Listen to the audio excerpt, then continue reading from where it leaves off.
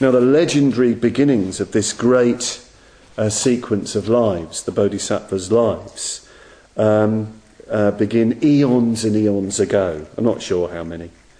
In the time when the Buddha Dipankara was teaching. The traditional Buddhist worldview is truly cosmic. I mean, it's completely mind-blowingly cosmic. You've just got these great world systems and sequences of world systems arising and passing and dissolving, and you get these great long periods of time called kalpas, and within these great time periods, in these great world systems, you get Buddhas arising and disappearing. Shakyamuni is our Buddha of our time and place, but he will pass away, and then there might be eons and eons and eons, kalpas, where there is no Buddha.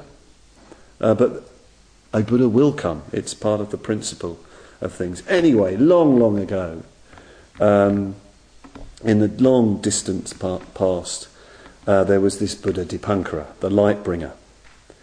And the story goes that there was, in the time of Dipankara, there was an ascetic, a young ascetic of good family named Sumeda.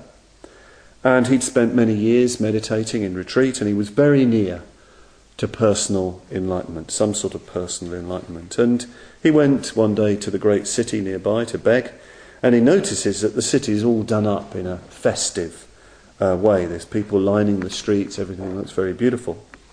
And he asked a young woman in the crowd by the side of the road, who's holding a bunch of lotus flowers, well, what's happening? And she said, don't you know, the Buddha Dipankara, the supreme and fully enlightened Buddha Dipankara is coming to the city to teach. And then Sumeda sees the great Buddha and he's utterly overcome. He's so moved by the majesty of this great Buddha, his great spiritual beauty. He kind of sees his wisdom and compassion, and somehow he realizes that he wants to be a Buddha himself. He doesn't just want a personal spiritual attainment. He wants to follow the path to being a Buddha himself. He wants to rediscover the way to enlightenment when that has been lost from sight. He wants to become a great Buddha.